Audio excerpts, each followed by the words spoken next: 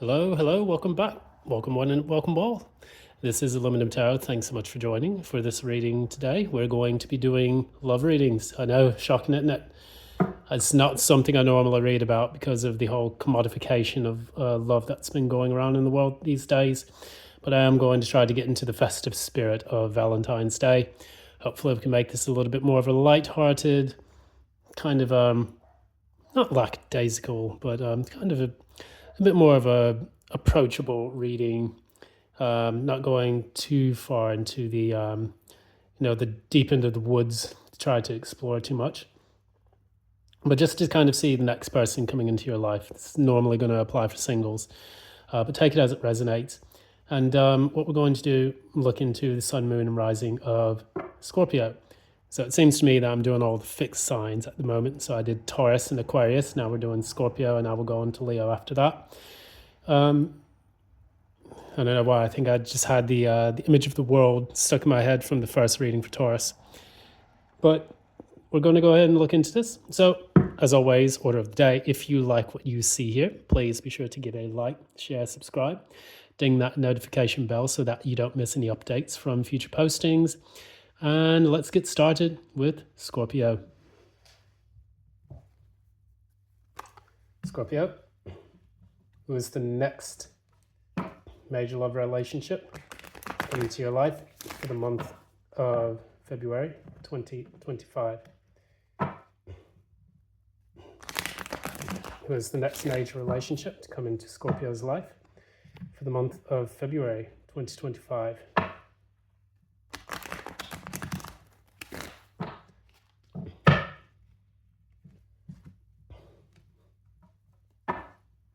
Who is going to be the next major relationship into Scorpio's life for the month of February 2025.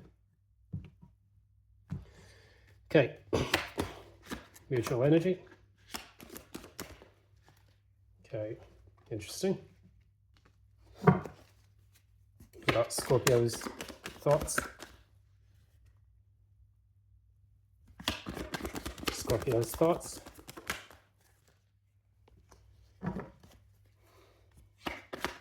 Scorpio's person's thoughts. Scorpio's actions. No, feelings. Sorry. Scorpio's feelings.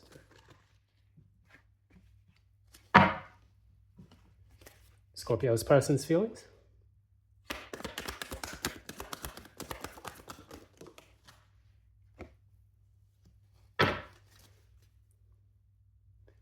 Scorpio's outward actions.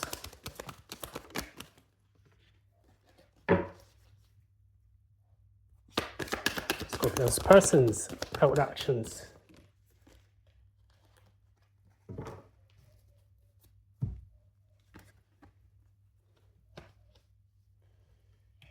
Okay.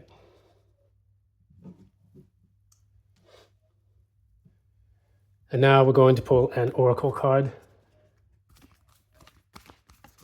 from Moonology.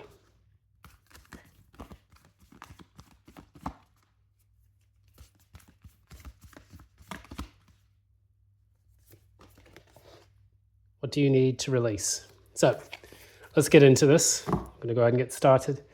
So what we do, we see here at the bottom of the deck, we have the King of Cups. So this is basically someone who is a very loving person, emotionally mature. This is a person who is understanding of how they feel at any given point in time in life.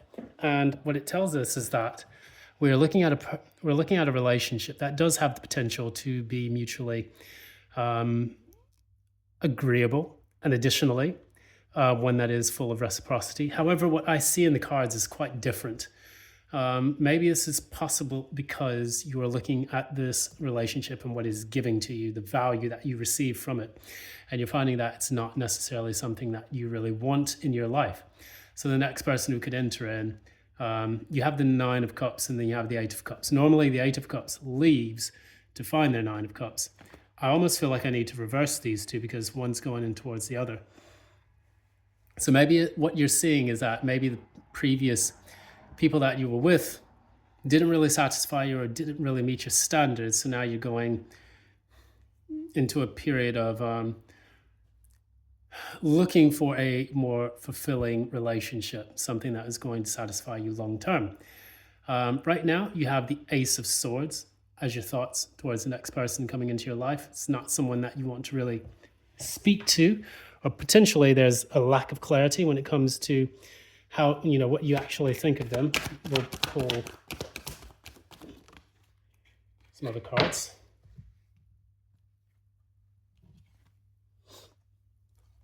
Yeah, these cards are on this side, so I'm going to leave them on this side.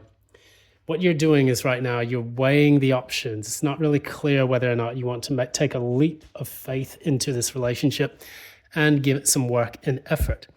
And I think that this is reflected in the fact that you do have this Ace of Swords in the reverse, meaning that it's not quite clear yet on what you want to do. Perhaps maybe down the road, if you see some effort on their behalf, you may decide to take that leap into the unknown. Clarify the Lovers.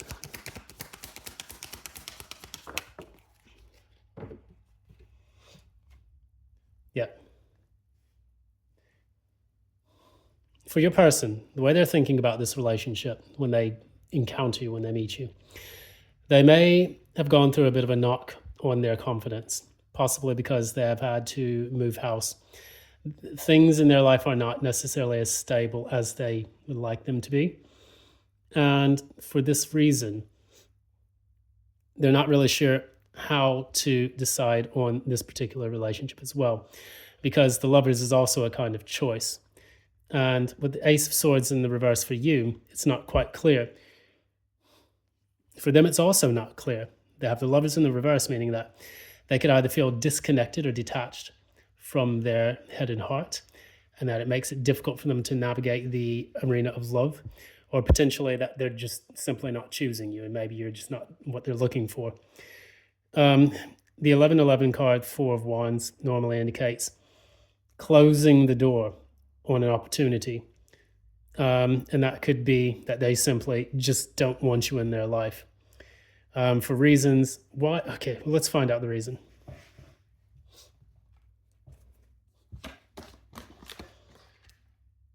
Why is Scorpio's person closing the door? Okay. And again, we have cutting this person out. I feel like this is somebody that you know, or potentially somebody that you have interacted with, and they're just simply like, hell to the no, I'm not dealing with this at all. What you're looking at, you're seeing in your feelings, your emotions, you're not really confident enough that this is going to grow into something long term. Additionally, with the Empress in the reverse, you could have difficulty finding ways to grow and expand this relationship.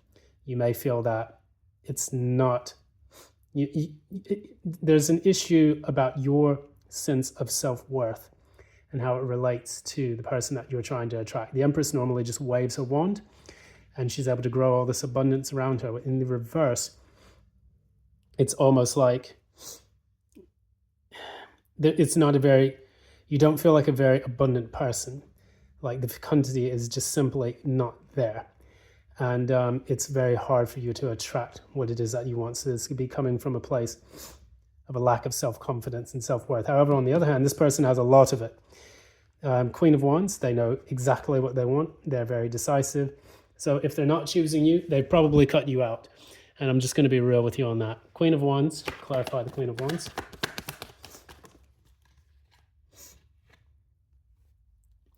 Ace of Pentacles. What they're doing, they're looking at that Ace of Pentacles and they're saying, I want something a bit more stable and long-term.